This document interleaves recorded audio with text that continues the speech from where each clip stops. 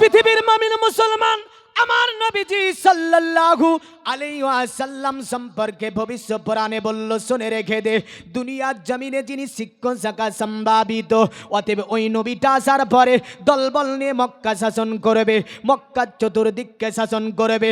আপনি ইসলামের ইতিহাস পড়ে দেখুন, এই ইসলামের ইতিহাসের মধ্যে আমার নবীজি 622 খ্রিস্টাব্দে হিজরাত করলেন মক্কা থেকে মদিনায়। 628 খ্রিস্টাব্দে আপনার এই বেঈমানদের সঙ্গে একটা আপনার চুক্তি বসলো, যেটা আপনার ইসলামের ইতিহাসে বলা হয় হুদাইবিয়ার সন্ধি।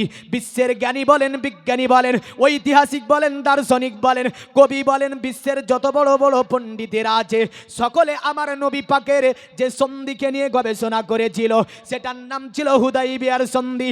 আর এই হুদাইবিয়ার সন্ধিতে আপনার সকল বিশ্বের বিজ্ঞানীরা বলেছিল, শুনে রেখে দে, আব্দুল্লাহ ছেলে মোহাম্মদের মতো জ্ঞানী পৃথিবীর জমিনে আর কাউকে দেখা যায় না। কারণ আমরা পৃথিবীতে বহু কিছু জ্ঞান অর্জন করলাম, বিভিন্ন স্কুল কলেজ ইউনিভার্সিটিতে পড়লাম, মোহাম্মদের মতো জ্ঞান আমরা অর্জন করতে পারিনি, যা হুদাইবিয়ার সন্ধিতে নবীজি করে বিশ্বের মানুষকে অতএব তাজ্জুব লাগিয়ে দিয়েছিলেন। হুদাইবিয়ার সন্ধি নবীজি করলেন 628 খ্রিস্টাব্দে, আর আপনার মক্কা জয় করছেন নবীজি আমার মাত্র 2টি বছর 630 খ্রিস্টাব্দে।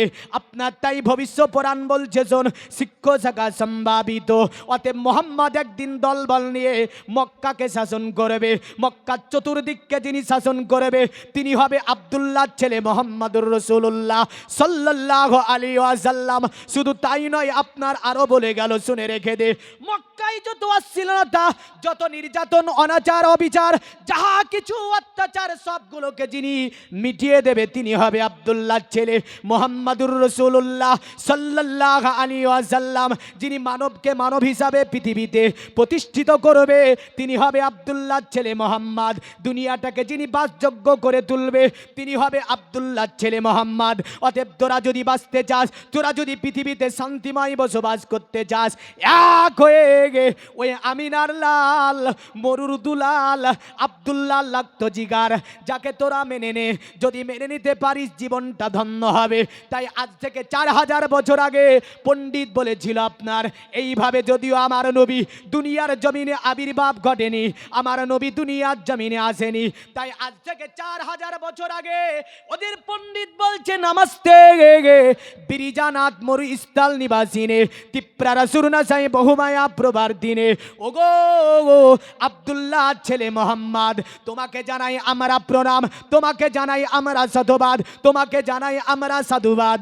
অতএব তিপ্রা রাসূলুনা সাই বহুমায়া প্রবার দিনে দয়া করে তুমি ওই যে কিয়ামতের দিন ময়দানে মাশারে সূর্য যখন মাথার উপরে হবে, সূর্যের তাপমাত্রা 12 গুণ বৃদ্ধি করে দেওয়া হবে, ওই দিন কোথায় কেউ আশ্রয় পাবে না, একমাত্র মোহাম্মদের কদমের ছায়া ছাড়া। জোরে বলেন সুবহানাল্লাহ। তাই তারা বলল, তিপ্রা রাসূলুনা সাই বহুমায়া প্রবার তীরে, ওগো আব্দুল্লাহ ছেলে মোহাম্মদ, দয়া করে তোমার কদমের নিচে আমাদেরকে সেই দিন একটু জায়গা দিয়ে দিও, তা আমাদের জীবনটা ধন্য হয়ে যাবে। হ্যাঁ, যদি সনাতন ধর্মে বলে তিপ্রা রসুর নেশায় বহুমায়া প্রবার্তি, দয়া করে তোমার কদমের ছায়ে একটুখানি জায়গা দিও, তা আমাদের জীবনটা ধন্য হয়ে যাবে।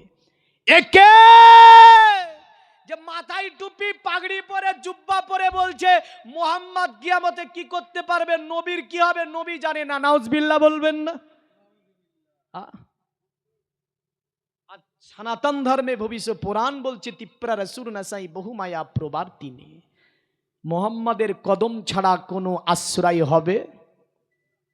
হবে না, মোহাম্মদের কদম অবশ্যই লাগবে।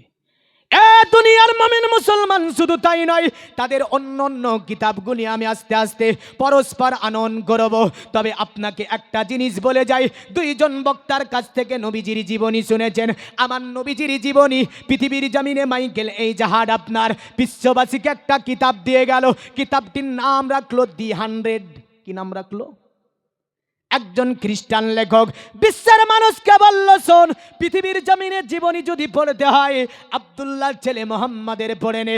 আমি মাইকেল এই জাহাজ পৃথিবীর জমিনে অনেক ধরনের অতএব সাধক গবেষক এমন করে মনোঋষি জ্যোতিষী থেকে নিয়ে অনেক সমাজবিদের জীবনী পড়ে দেখেছি, কিন্তু নবীজির জীবনীর মতো জীবনী পৃথিবীতে কারো আমি দেখতে পাইনি।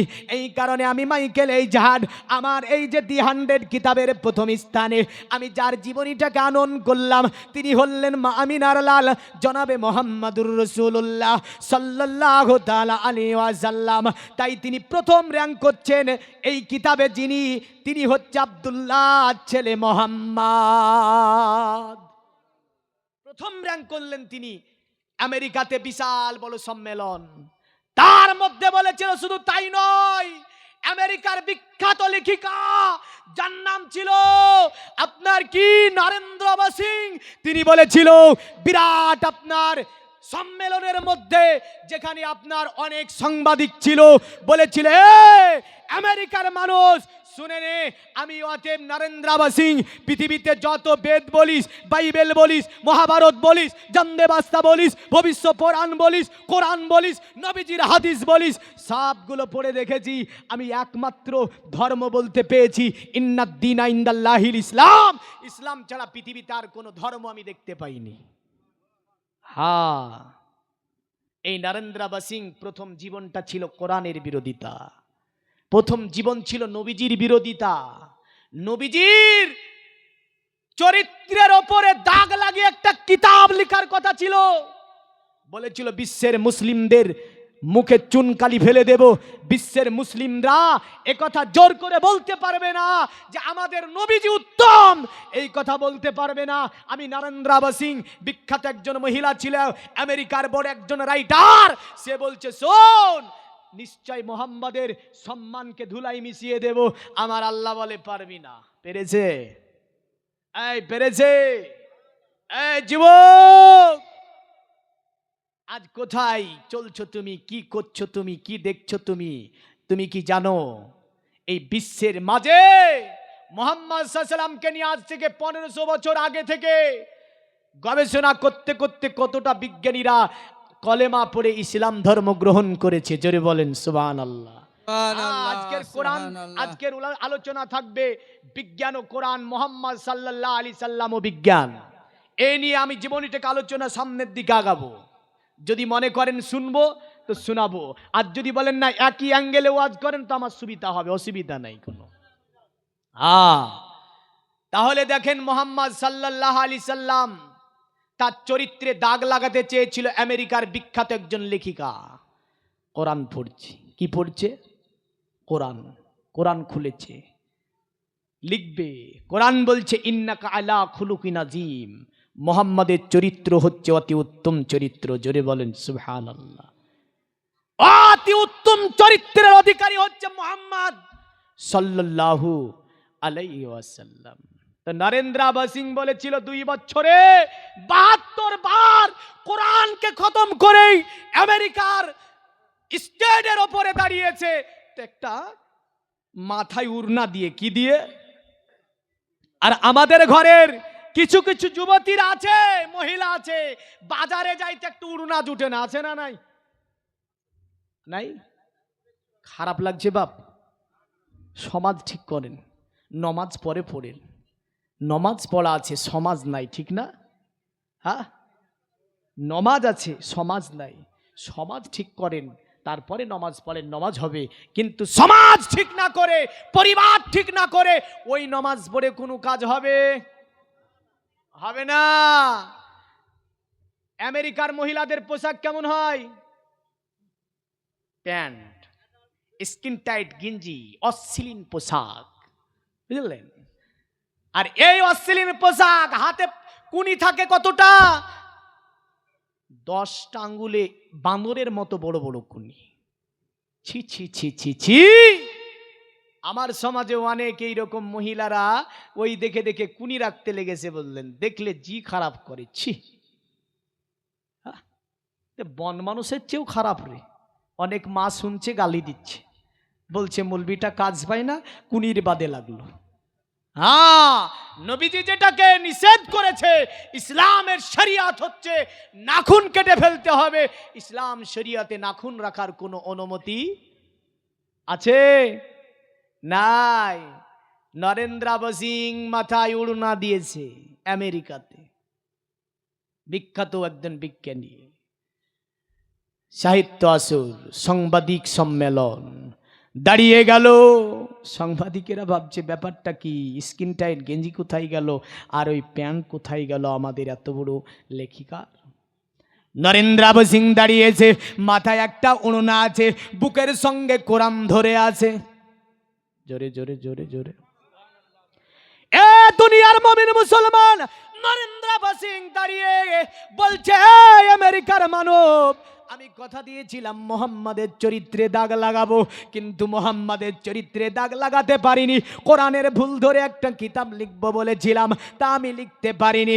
আমাকে যদি বলো বেদের ভুল ধরে দিতে, বেদের ভুল ধরে দিতে পারবো। আমাকে যদি বলো মহাভারতের ভুল ধরতে, আমি মহাভারতে ভুল খুঁজে পেয়েছি, জানদে বাস্তার মধ্যে ভুল খুঁজে পেয়েছি, মহাবায়মন করে আমি ভবিষ্যৎ পুরাণে পেয়েছি। কিন্তু মুসলমানদের কিতাব, যে কিতাবের নাম হচ্ছে আল কোরআন, এই কোরআনের মধ্যে কোনো ভুল খুঁজে আমি পাইনি। আমি নরেন্দ্র সিং আজকে 1-2 বছরের মধ্যে 72 বার কোরআনটাকে খতম করে দিয়েছি, একটা একটা করে অক্ষর দেখেছি। আপনার ভুল তো দূরের কথা, মুসলমানদের কোরআনের মধ্যে ভুলের জায়গা পর্যন্ত নাই। জোরে বলেন সুবহানাল্লাহ। বললে সাংবাদিকের দলেরা, আমেরিকার মানুষেরা শোন, যার কারণে আজকে আমি প্যান্ট পরা ছেড়ে দিয়েছি, স্কিন টাইট গেঞ্জি পরা ছেড়ে দিয়েছি। আমি মুসলমানদের কিতাব পড়ে যেটা পেয়েছি, নারী মানে পর্দা করতে হবে, মাথার ওপর অতএব কাপড় দিতে হবে। শুধু তাই নয়, এই নরেন্দ্র সিং বলেছিল, শোন, আজকে এই সম্মেলন আসার পিছনে আমার কারণটা এই যে আজকে আমি ইসলাম কবুল করেছি, অতএব আমি মোহাম্মদকে মেনে নিয়েছি। মুসলমানদের মন্ত্র লা ইলাহা ইল্লাল্লাহ মুহাম্মাদুর রাসূলুল্লাহ সাল্লাল্লাহু আলাইহি সাল্লাম পড়ে আমি নরেন্দ্র সিং ইসলাম কবুল করেছি। এই কথাটা জানানোর জন্য আজকে এত বড় সম্মেলনে, আমেরিকার সরজমিনে এই বৃহত্তম একটি সম্মেলন, যাতে আমি এসে প্রকাশ্যভাবে ইসলামকে আমি জাহির করে দিলাম। জোরে বলেন সুবহানাল্লাহ। কিন্তু আজকে আমরা মুসলমানের ছেলে, মুসলমানের মেয়ে, মুসলমানের ঘরে জন্ম নিয়েছে, 95% মানুষ কোরআন পড়তে জানে না, 95% মানুষ নামাজ পড়ে না। আর আজকে এসে বলে মৌলভী সাহেব মারছে আমাদেরকে চীনের মধ্যে, চীনে মুসলমানরা অত্যাচারিত, কখনো বলছে আমেরিকায় মুসলমান অত্যাচারিত, কখনো এসে বলছে ফ্রান্সে মুসলমান অত্যাচারিত, কখনো বলছে জার্মানে মুসলমান অত্যাচারিত, কখনো বলছে ভারতবর্ষের সরজমিনে, বিভিন্ন জায়গায় সোশ্যাল মিডিয়ায় দেখতে পাই এই মুসলমানদেরকে অত্যাচারিত করে।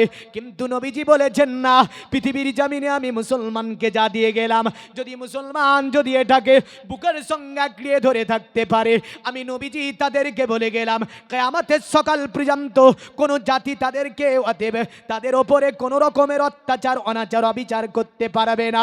নবীজি আপনার সাফা পাহাড়ের ওপরে বিদায় হজ্জে দাঁড়িয়ে বলেছিলেন, ইয়া আমার জাতি, আমি নবীজি যদিও চলে যায় তোমাদের কাছ থেকে কিছুই নিয়ে যাব না, আমার সবচেয়ে বড় মজেদার নাম হচ্ছে আল কোরআন, এই কোরআনটা তোমাদের কাছে রেখে যাব, এই কোরআনটাকে তোমরা বুকের সঙ্গে আঁকড়িয়ে ধরে থাকবে।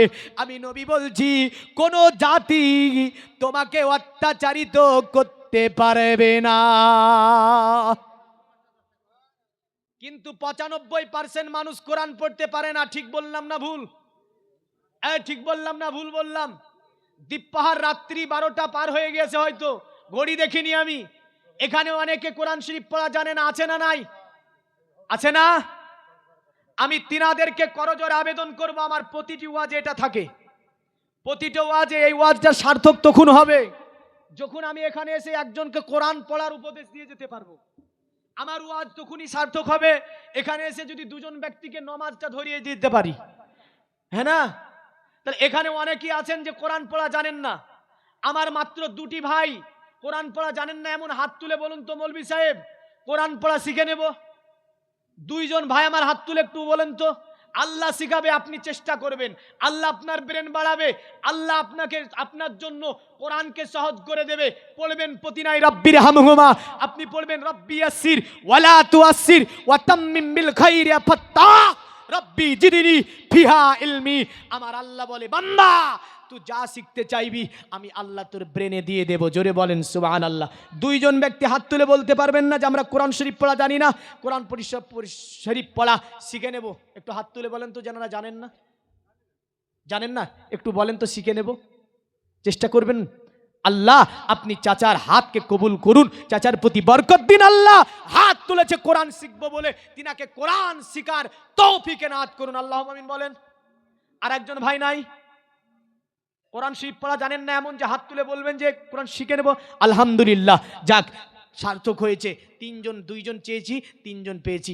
বাপ দেখেন, এটা আমার জন্য বলি না, আপনার জন্য বলি। কার জন্য বলি? আমি কি 10টা টাকা চেয়েছি আপনার কাছে? 20টা টাকা চেয়েছি? না।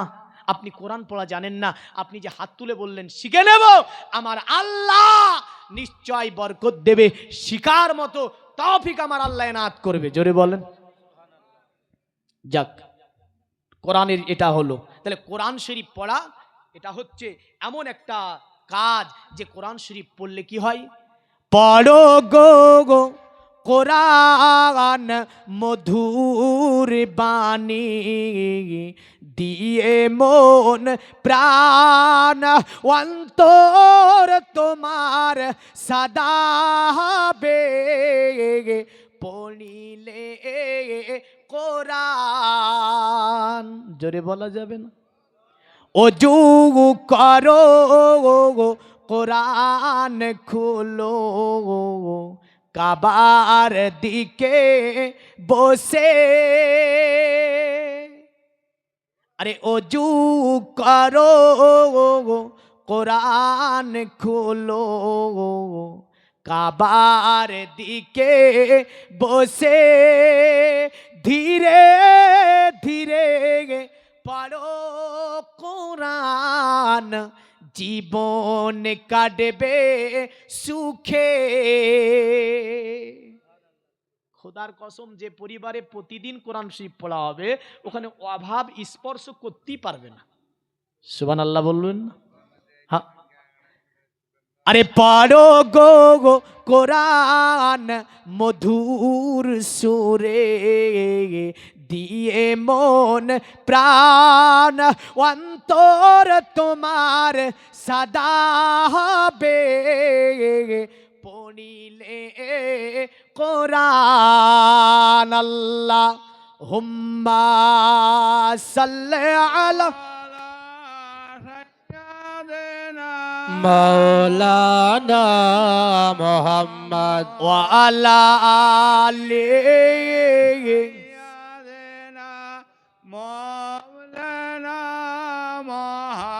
পৃথিবীর মুমিন মুসলমান এই কারণে সনাতন ধর্মে আপনার অথর্ব বেদে একটা মন্ত্র এইভাবেও দেখতে পাওয়া যায়। তারা বলেছে, অতএব সুন্দরভাবে বলে দিয়েছে, যত্তদা বলদা যস্য বিশ্ব যশশ্চায় মৃতং যস্য দেবা।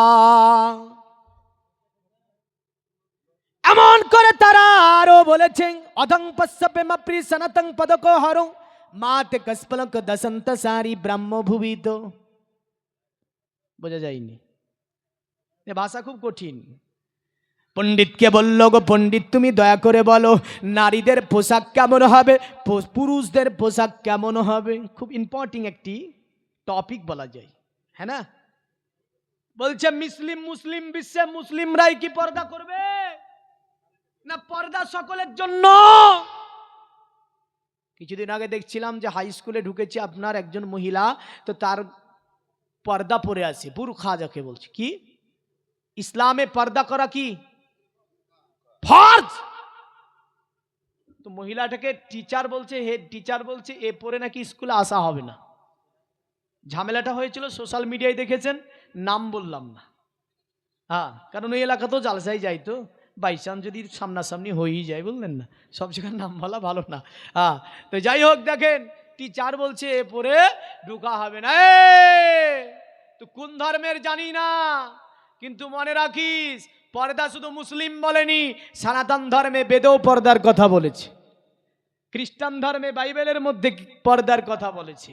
এমন করে পৃথিবীর জমিনে নারী শব্দের অর্থ করতে গিয়ে পণ্ডিতগণ বলেছে ঢেকে রাখতে হবে। কি করে রাখতে হবে? ঢেকে রাখতে হবে। পণ্ডিতকে বলছে, পণ্ডিত নারী কেমন হবে? এই মায়েরা, তোমাদের জন্য একটা ইম্পর্টেন্ট টপিক বলা যায় এবং সকল পরিবারের জন্য খুবই একটা ইম্পর্টেন্ট বিষয়। তো পণ্ডিতকে বলছে, পণ্ডিত বলো পোশাক কেমন হবে?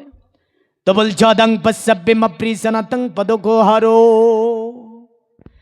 মাতে কসপলক দসন্ত সারি ব্রহ্ম ভুবিতো। বললা শোন, পৃথিবীতে পুরুষ পোশাক পরবে হালকুম থেকে নিয়ে ঘাটনুর উপর পর্যন্ত। কত দূর? হালকুম থেকে ঘাটনুর উপর পর্যন্ত। আর নারী যারা হবে, নারীর পোশাক হবে মাথার তালু থেকে নিয়ে পায়ের তালু পর্যন্ত। পণ্ডিতকে বলল, ওগো পণ্ডিত, তুমি তাহলে বলো যে নারী এমন পোশাক পরবে না, ওই নারীটা কি হবে? বলল, যে নারী এমন পোশাক পরবে না, ওই নারীটা সমাজে নারী হবে না। বলে কেন? বলে নারী হবে সংযমী, নারী হবে অতএব ভদ্র নম্র। নারী যখন রাস্তা দিয়ে যাবে, মাথার তালু থেকে নিয়ে পায়ের তালু পর্যন্ত ঢাকা থাকবে। নারী যখন রাস্তা দিয়ে চলবে, নারী পদযুগলের দিকে তাকিয়ে চলবে। মায়েরা, তোমাদের জন্য বেদে কত সুন্দর বর্ণনা দেয় দেখো। বলে মাতে কসপলক দসন্ত সারি ব্রহ্ম ভুবিত। আর যে নারীর চলা হবে, যে নারী সংযম ভাবে চলবে না, যে নারী এমন ঢেকে ঢুকে চলবে না, যে নারীর চলা ধীরে ধুলে হবে, অতএব হিলে দুলে হরিণের মতো ডানে বামে এদিক ওদিকে তাকাবে, এমন করে আপনার তার চলনে অন্য কোনো পুরুষ আকৃষ্ট হবে। বললা শোন, পৃথিবীতে ওটা নারী হতে পারে না, ওটা নারী নয়, ওটা হচ্ছে ধূর্ত শগুনের মতো। কি কড়া বাক্য, মারাত্মক হিট। মানে যে নারীর চলনে অন্য পুরুষ আকৃষ্ট হয়, যে নারী ঢেকে ঢুকে চলে না, অন্য পুরুষকে আকৃষ্ট করে তার শরীর দেখে, তার চলনে। তো বলল ওটা নারী কোথায়? ও তো নারী হতে পারে না, ও হচ্ছে ধূর্ত শগুন। যে নারী অন্য পুরুষকে আকৃষ্ট করতে চায়, এটা সনাতন ধর্মের কথা। তাহলে আমি সেই দিন ছিলাম আপনার কুচবিহার, অনেক সনাতন ধর্মের মানুষ এসেছিল। পরবর্তীতে আমার সঙ্গে একজন ঘরে গিয়ে বললেন, কথা বলতে বলতে, আমি জানি না যে উনি একজন সনাতন ধর্মের মানুষ। আমাকে বলছে, মৌলভী সাহেব ইনি একজন কিন্তু হিন্দু। আমি আবার সঙ্গে সঙ্গে হাতটা বাড়ালাম, উনিও হাতটা বাড়ালো, মুসাফা হলো বললেন। দিয়ে এই নারী পর্দা নিয়ে আমি বললাম, আচ্ছা আমি যেগুলো বললাম আপনাকে কেমন লেগেছে? বলে মৌলভী সাহেব খুব ভালো লেগেছে। তা আপনারা যে ঢোল ডাম্পা বাজিয়ে এই যে নোংরামিগুলো পূজা মণ্ডপীতে মন্দিরে গিয়ে করেন, তো বলেন এগুলো কি বন্ধ করা যায় না? বলল, মৌলভী সাহেব কি বলবো, ধর্ম এখন চলে গিয়েছে একদম রসার তলে। ধর্ম এখন চলে গিয়েছে রসার তলে।